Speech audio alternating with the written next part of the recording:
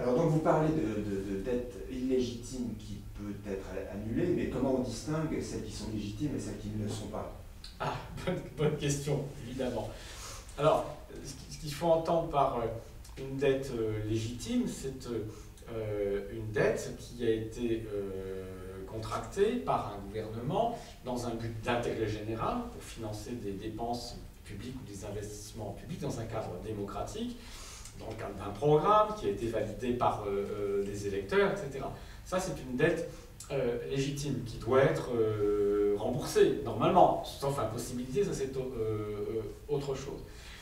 Alors que la dette illégitime est une dette qui aura été contractée, non pas à des fins d'intérêt général, car la vocation des gouvernements c'est d'intervenir pour l'intérêt général, mais, et donc dans des cas en particulier, soit évidemment de dictature, là on parle même de dettes odieuses, qui ont exploité les fonds publics à des fins parfaitement odieuses, mais même en dehors du cadre de la dictature, pour des gouvernements, comme c'est le cas par exemple en Europe et en France depuis des années, qui utilisent délibérément les déficits publics, qui créent délibérément des déficits publics, non pas pour financer des biens utiles à tous, mais pour distribuer de l'argent aux riches, pour faire des cadeaux fiscaux aux détenteurs des revenus financiers ou des plus hauts revenus. Alors ça, c'est du vol pur et simple, c'est du détournement de fonds publics. Vous creusez des déficits publics simplement pour améliorer le niveau de patrimoine et de richesse de ceux qui sont déjà les plus privilégiés. Ça n'a aucune espèce d'utilité pour l'intérêt général. Donc ça, c'est une forme de dette odieuse. De même que une bonne partie de la dette qui s'est accumulée là depuis 3 ans est la conséquence de quoi ?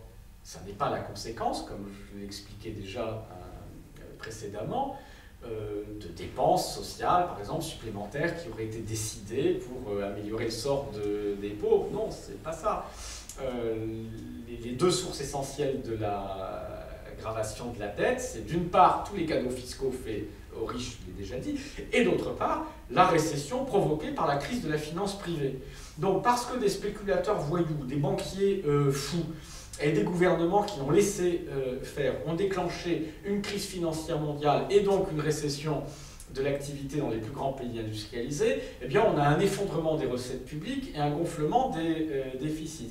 Comme par ailleurs, on ne peut pas laisser la totalité du système bancaire s'effondrer, les États doivent intervenir pour les soutenir, les aider, etc., c'est à nouveau rebelote les contribuables qui sont mis à contribution. Autrement dit, on a transformé une crise de la dette privée en crise de la dette publique. Alors que dans l'immédiateté de la crise de court terme, on soit obligé à certaines interventions pour éviter la catastrophe financière, c'est une évidence. Mais ensuite, quand vous êtes dans le règlement du problème, eh bien vous devez discerner et dire que puisque cette dette vient très largement en fait d'une crise de la finance privée déclenchée par la spéculation privée, honnêtement, elle ne peut pas être mise à la charge des peuples. Donc elle est largement illégitime. Donc, au lieu du triple A qu'on nous impose aujourd'hui, et qui se résume à austérité, plus austérité, plus austérité, nous devons imposer le triple A des citoyens, et le triple A des citoyens, c'est l'audit de la dette publique, l'annulation et l'autre politique. Voilà. Qui sera d'ailleurs le titre d'un livre dont je ne suis pas l'auteur, pour une fois, mais dont je suis l'éditeur. Je suis très content d'avoir trouvé ce titre, d'un petit livre qui sortira prochainement, publié par Damien Millet et Éric Toussaint, qui, comme vous le savez, s'occupe du comité pour l'annulation de la dette du tiers-monde. Donc le triple A des citoyens, audit, annulation et autres politiques. Donc l'audit, on met à plat pour distinguer la dette, la bonne, celle qui est légitime, la part de dette qui est excessive, et dans cette dette excessive, eh bien, la part qui est totalement illégitime et donc qui devrait, dans l'idéal, être annulée, c'est-à-dire être laissée à la charge des capitalistes et donc qui perdront. Et enfin, ceci permet de mener une autre politique. Alors quand on dit l'annulation de la dette illégitime, il ne faut pas effrayer les petits épargnants qui, par le biais d'un contrat d'assurance vie ou d'une autre forme d'épargne, seraient amenés à détenir directement ou indirectement des titres publics. C'est pour ça que dans cet audit, il faut aussi établir un véritable relevé, une espèce de cadastre de la détention des titres publics, de manière à agir avec discernement et à mettre en place des plafonds, c'est-à-dire qu'à l'intérieur ou en deçà d'un certain plafond de revenus, d'épargne et de patrimoine, bien évidemment, les particuliers, eux, seront indemnisés et donc ne perdront rien. En revanche, les institutions financières, les grands fonds, etc., les grands détenteurs de patrimoine financier qui peuvent parfaitement assumer cette perte, eh bien, ils l'assumeront.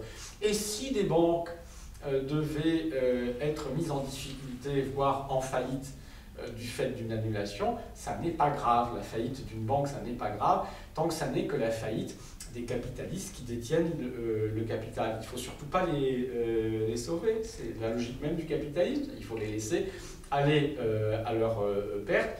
Et le rôle de l'État est simplement de garantir les emplois des salariés, c'est-à-dire de reprendre pour 0 €, 0 centime le contrôle de cette banque en faillite, pour garantir l'activité, garantir les emplois, garantir les dépôts des épargnants, des salariés, etc.